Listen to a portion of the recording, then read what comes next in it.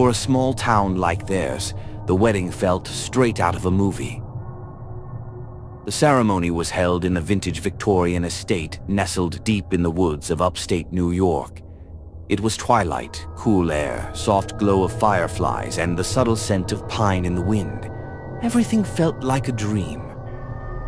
The bride, Evelyn, looked ethereal, almost otherworldly. She wore a silk vintage-style gown, and her eyes held something strange, a secret. The groom, Daniel Reeves, was the town's golden boy, former football star, now a successful financial advisor. Smart, charming, the kind every mother dreamed of for her daughter. But no one knew anything about Evelyn, no family, no past. She had entered Daniel's life just 3 months earlier through a private Manhattan matchmaking agency. She had no social media, no photos, no digital presence, just a neatly typed file, a reference from an old woman, and that enigmatic smile that captivated Daniel instantly. He fell for her the first time they met. By the second meeting, they were close. By the third, he proposed. His friends, his sister, even his co-workers warned him, "You're moving too fast." But Daniel was under her spell. Nothing else mattered.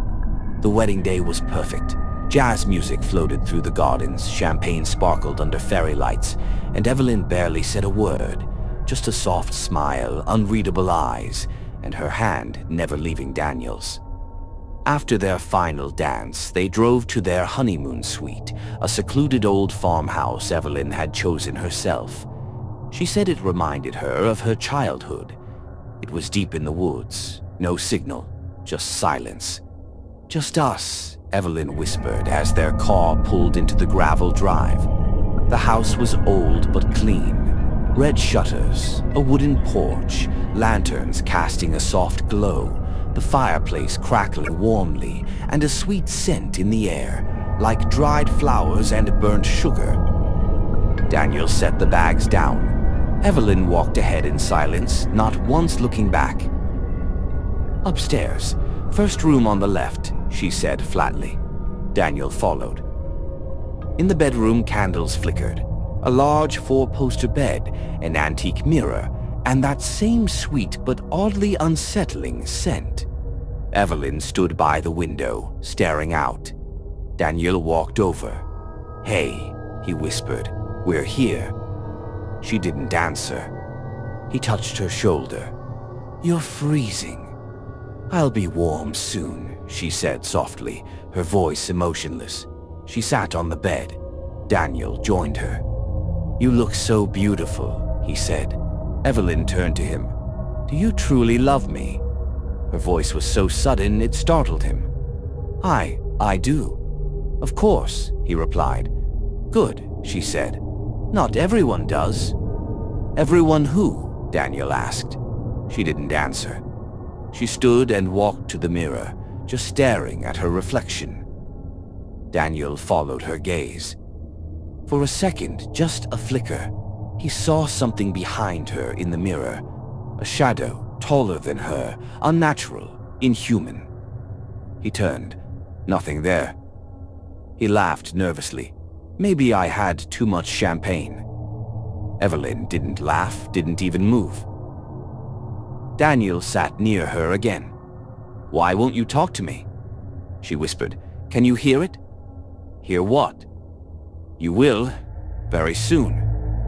Then she lifted her veil. Daniel's breath caught. Her face was still beautiful, but too perfect. Her lips moved oddly when she smiled. Her expression didn't reach her eyes. Her skin looked like wax, too pale, and her eyes, black, completely black. Daniel recoiled.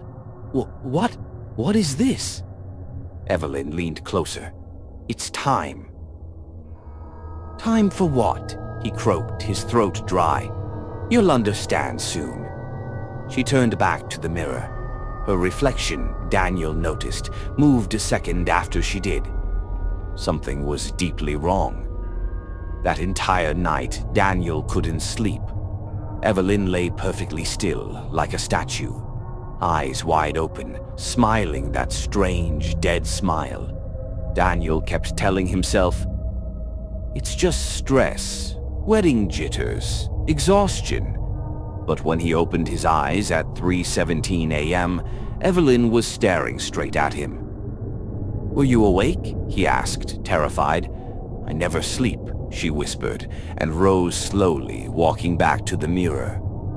She began speaking to herself in a language Daniel didn't recognize. Something old, forgotten, dark. He looked at the mirror. It wasn't her reflection.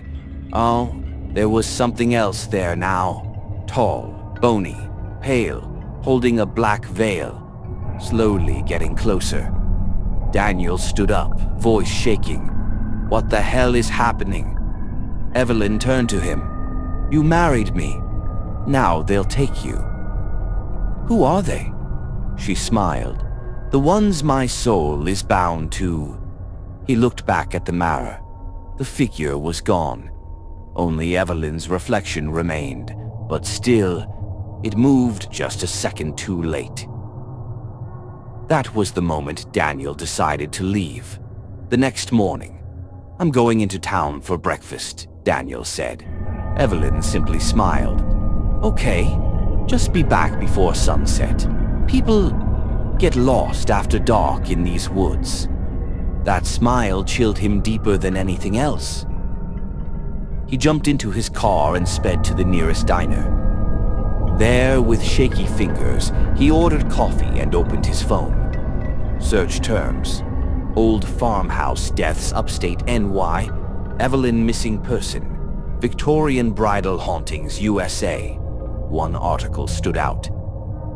1953, bride disappears on wedding night. Husband found dead with mirror embedded in chest. Daniel's hands trembled. There was a photo. It was Evelyn. Evelyn Margaret Hale, same name, same face.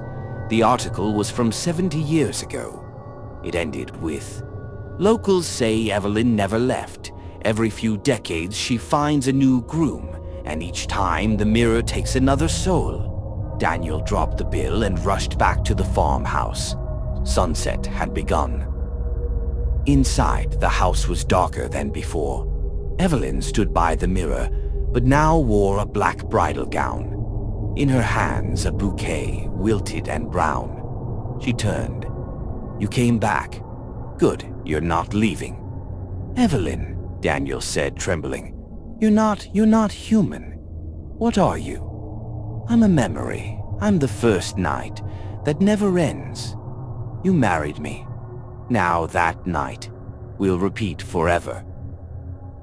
The mirror's surface began to ripple like liquid, and then the shadow emerged. It was tall, shrouded in black, its eyes like burning ash. It reached out. Daniel screamed, tried to run, but his feet wouldn't move. Another hand came from the mirror, pressing against his chest. Evelyn leaned close. "Each time I relive the wedding night with a new groom. You're one of them now." And Daniel was pulled into the mirror. His last scream echoed through the old farmhouse. 2 days later, a real estate agent arrived for inspection. The house was empty, except for one mirror. Inside it, a new image. Daniel and Evelyn standing together, bride and groom, both smiling,